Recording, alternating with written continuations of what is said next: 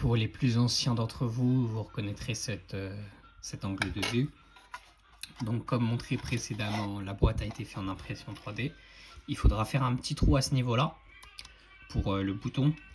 Donc par la suite, j'y mettrai une petite tige ou quoi pour appuyer, pour voir les pourcentages de batterie. Donc là, très important, va falloir fixer ici. Soit vous pouvez mettre de la super glue, soit vous pouvez mettre de la colle chaude. Là, je suis en train d'hésiter, j'hésite. Je pense que je vais mettre de la colle chaude. J'hésite à mettre de la colle chaude ou à mettre quelque chose dans le fond là, histoire de faire des piliers. De prendre des tiges comme ça de cure-dent et de faire des piliers en fait, tout simplement. Donc on va faire, puisqu'en fait vous voyez ici là, il y a les trous, là aussi. Donc en vrai, on pourrait en faire des piliers quoi. Tac. Et on pourrait faire nos piliers. Ensuite, il suffirait juste de prendre la bonne hauteur. Donc nous, ce serait plus ça. Tac. Voilà. Donc, voilà. Et ensuite, on en ferait plusieurs qu'on viendrait prendre. Comme ça, on prendrait notre pince et on viendrait les caler comme ça sur le côté. Vous voyez? Je vais essayer de vous montrer ça dans un angle. Bon, c'est pas hyper... Mais bon, vous avez compris le principe. Ça serait un renfort en fait. Voilà. Voilà. Histoire que ça bouge pas sur le long terme. Donc on pourrait faire ça comme ça. Voilà. Voilà. Et là on pourrait mettre de la super glue. Histoire de renforcer la structure. Donc là, on a notre petite jauge. Ça va capter. Il faudra juste faire un petit trou ici comme j'ai fait là. Il faudra juste faire un trou et ça va capter s'il y a un problème de chaleur. S'il fait trop chaud, ça va se couper. Ça va se mettre en sécurité. Donc voilà. Donc là, moi, je pense que je vais opter pour la facilité. Hein. Je vais mettre de la super glue. Donc, basique, super glue. Voilà. Et ensuite, bah, on vient en mettre. Voilà. Bon, là, il y en a un petit peu trop. On va pas se mentir, il y en a un petit peu trop. Ça sera à vous de juger, hein, de doser. Il faut en mettre pas beaucoup. Ça sert strictement à rien d'en mettre beaucoup trop. Voilà.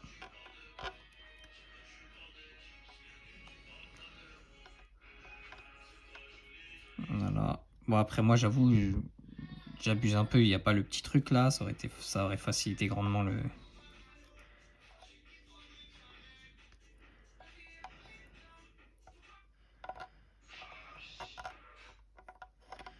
Ça nous aurait facilité grandement la tâche. Donc là, en fait, je dois faire des petits pavés. Et ensuite, bah, je pense que... Voilà, je vais prendre ça.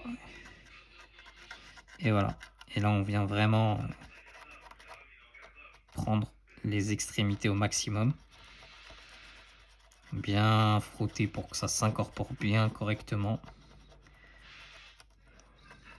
Comme vous pouvez le voir là.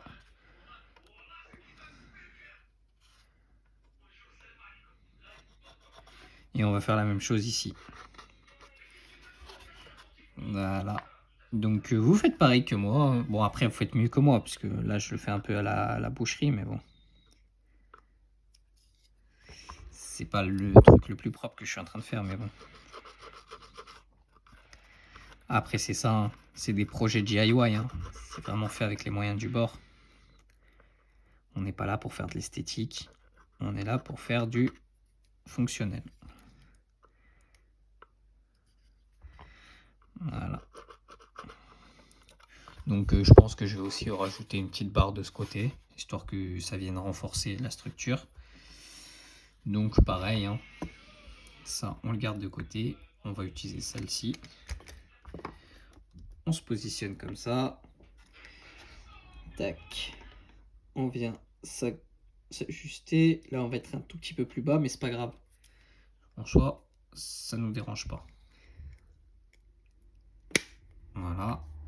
Maintenant on a notre petite barre. Et on fait comme l'autre de tout à l'heure. On vient la caler de ce côté. Voilà.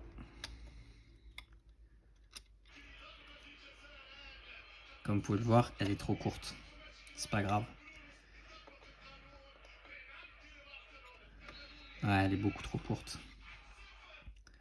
C'est pas grave. Au pire, vu que c'est pas hyper droit, voilà, on va la positionner ici.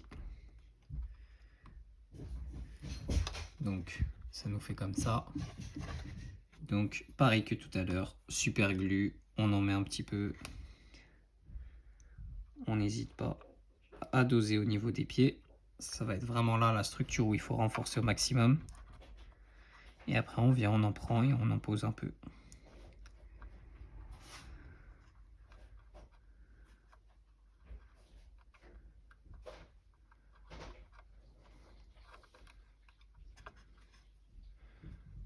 Voilà, et après n'hésitez pas à retourner carrément comme ça là, histoire que la super glue vienne couler sur le bâton. Qu'elle vienne couler sur le bâton, qu'elle vienne s'incorporer. Ensuite on n'aura que les soudures à faire de la batterie sur le support. Et ensuite on aura un rendu qui sera pas mal.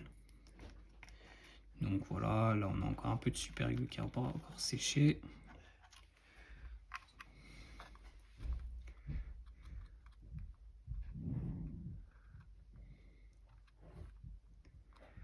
Voilà, voilà, bon, bah si le temps que ça sèche et tout, n'hésitez pas à me dire en commentaire si mes vidéos elles vous plaisent ou pas. Si vous voulez plus de vidéos comme celle-ci, ou si vous voulez plus des vidéos sur l'informatique, ou sur la programmation de clés. Ça c'est plus du projet DIY. Voilà, bon, je pense que je vais en rajouter. Ouais, non, ça devrait le faire. Au pire des cas, je rajouterai de la colle chaude. Bon.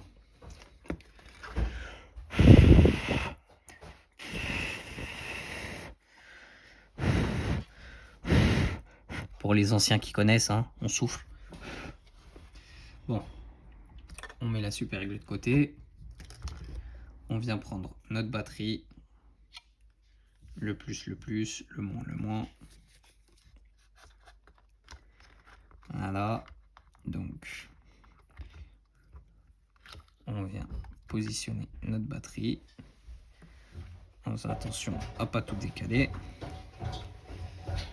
Donc, le plus, c'est juste là.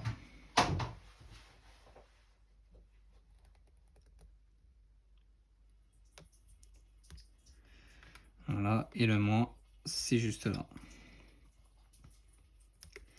Donc, il faudra dénuder un peu vos fils. Moi, j'utilise un briquet, c'est plus simple. Bon, là, on va la retirer. Maintenant qu'on sait où c'est les diamètres. Tac.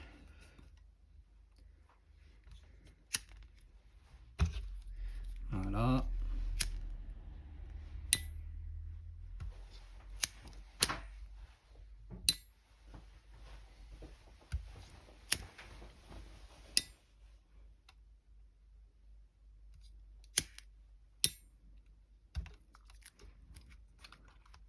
Et voilà. Donc, on met à chauffer notre fer à souder. Et ensuite, on n'a que les soudures à faire et c'est fini.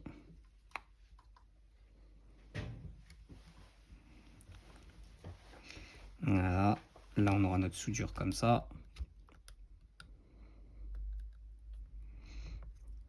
Donc, celle-ci sera comme ça et celle-là sera comme ça.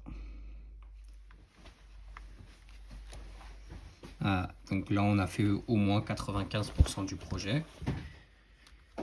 Donc, comme je vous ai dit, hein, là, ça se présente comme ça. Là, on a le petit truc pour la jauge de batterie.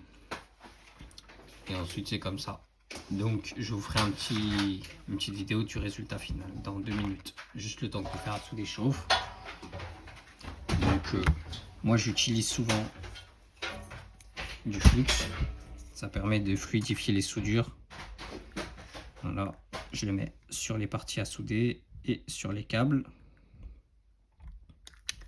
Voilà, il y en a qui utilisent, il y en a qui n'utilisent pas. J'utilise celui-là comme étant. Donc une fois que c'est bon, on prépare la zone. on rajoute de l'étain, très important. On étame les câbles. Voilà, une fois les câbles étamés, c'est bon. Très important, il ne faut pas coincer la petite jauge de température. On va faire attention à ne pas la casser. Voilà. Donc celle-ci sera placée à l'intérieur pour faire des relevés de température. En cas de surchauffe de votre batterie, votre power bank se mettra en sécurité. Voilà. Voilà. Et ensuite on utilise la pince pour pousser.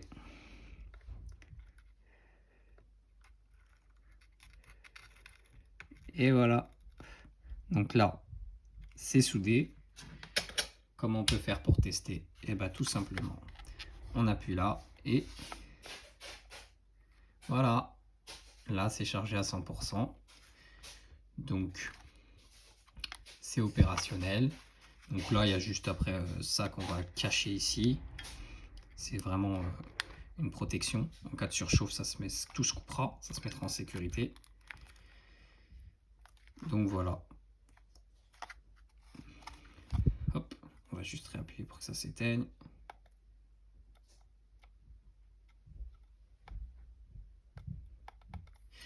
Bon, ça s'éteindra tout seul. Donc voilà. Donc là, vous avez une power bank. Juste s'éteint tout seul. Donc une power bank pour aller. Batterie de récupération gratuit. Impression 3D du support, de ce support là, plus les supports de batterie. Je pense qu'il y en a eu pour maximum, je pense qu'il y en a eu pour 2 €. Ça, on va dire 7 €. Allez, soyons fous, éteint peut-être 1 centime, flux 1 centime. Donc voilà, ça vous fait une power bank à moins de 10 € et qui est vraiment costaud. Là, vous êtes sur quelque chose de vraiment modulable. S'il y a un problème sur les batteries, vous pouvez les remplacer. Si ça brûle, vous pouvez le remplacer. Et voilà.